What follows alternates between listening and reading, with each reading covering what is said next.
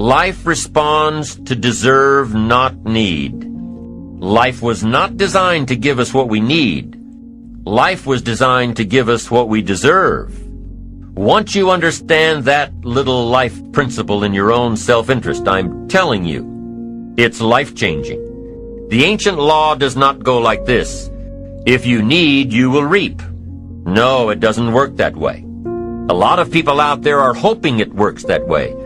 But no, it doesn't. The ancient law goes like this: if you plant, you will reap. If you sow, you will reap. Somebody says, well, I really need to reap. Well, then you really need to plant in your own self-interest. Your own self-interest needs to be educated in how to plant, how to do it so everybody wins, because life doesn't respond to need. You can't go to the soil and say, I need a crop. The soil just smiles at you. And here's what the soil says: don't bring me your need, bring me some seed. Bring me some effort. Bring me some discipline. Bring me some interest. Bring me some service. Bring me these things, and I'll return to you multiplied by 2 times, 5 times, 10 times. You can't come with need. You've got to come with seed. You've got to come with willingness. You've got to come with skills. You've got to be willing to learn, willing to change, willing to grow, willing to put yourself out, willing to stand up to the bad weather, willing to pull out the weeds, willing to nurture. That's the only way you get a return. Once you understand these principles, self-interest now truly becomes an exciting challenge, making sure everybody wins. Now here's another one.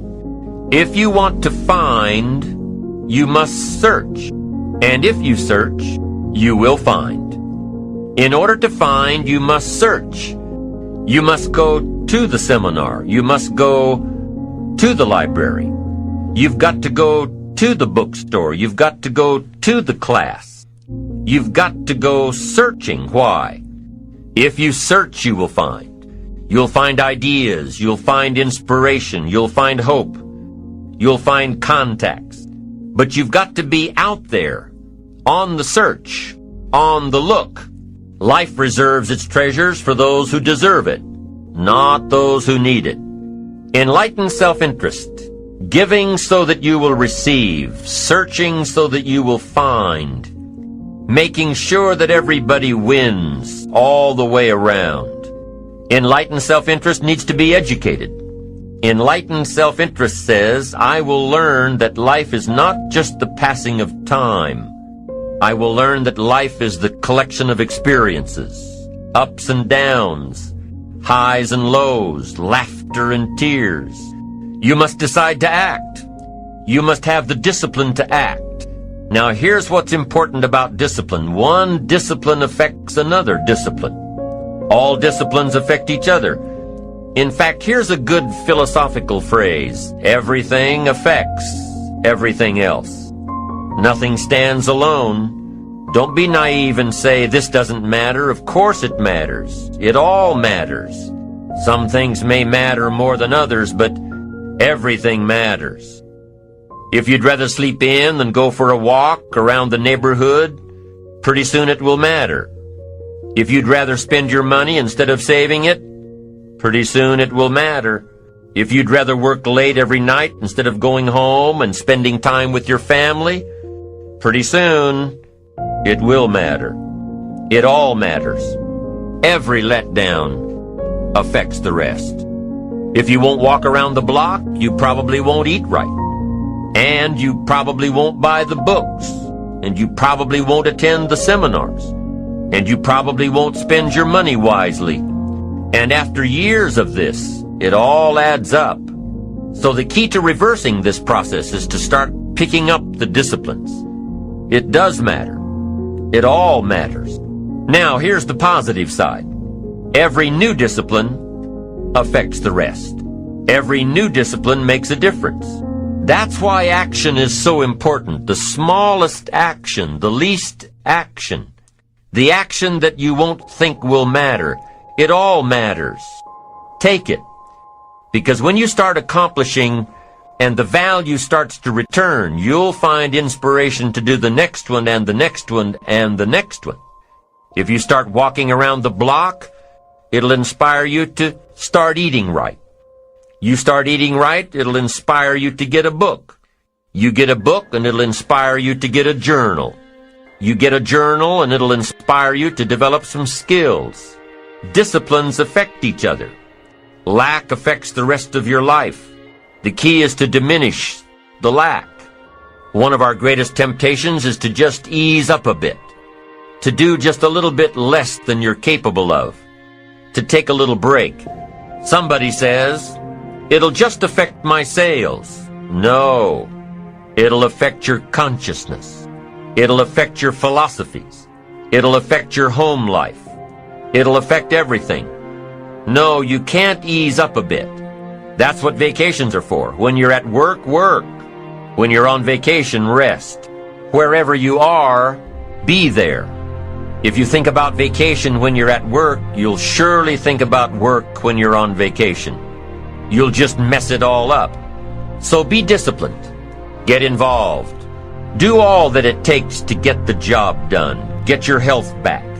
Get your bank account where it's supposed to be. Get your family in order. Get disciplined, be disciplined every day. When you set up the disciplines that give your life structure, miracles can happen. Multiplied. And I'm telling you, anybody who wants to make a drastic change in their income can do it. I was broke at age 25 and a millionaire at age 31. Everything around me was the same. I changed. I refined my philosophy. I read the books. I took the classes. Started looking at life a little differently. I'm telling you, it works. There's no secret to success. There's a system to success.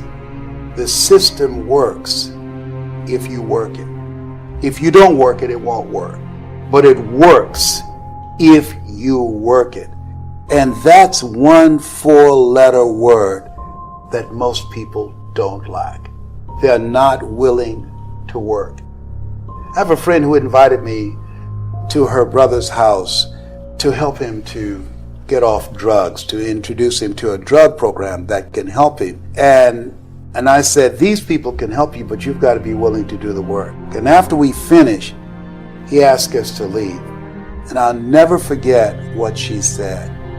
As we were going down the steps, she said, Les, I do apologize for wasting your time, but I realized when my brother knew that it would require work for him to get off drugs, that most people won't participate in their own rescue.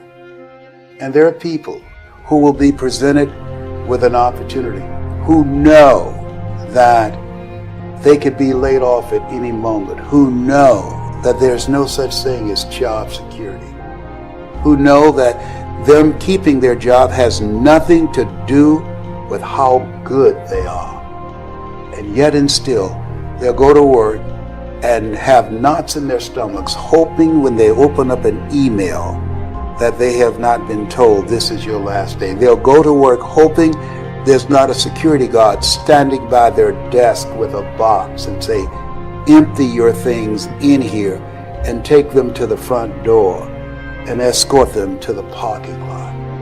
They go in there hoping it doesn't happen. Why? Because they don't want to do the work. It's an aversion to most people's spirit. And I'm walking around in the jungle and I said, well, Lord, I can't fly like the eagle. I can't run like the cheetah. I can't roar like the lion, and I can't throw my weight around like the elephant. What did you give man as his defense in the whole ecosystem of human, of life force? What did you give me? He said, I gave you a brain. That's why God didn't make chairs. He only brings it halfway. We are taught that God makes furniture. I want you to look around your life for trees, not tables, God's going to bring it within the reach of your mind, and your creativity is going to take it the rest of the way.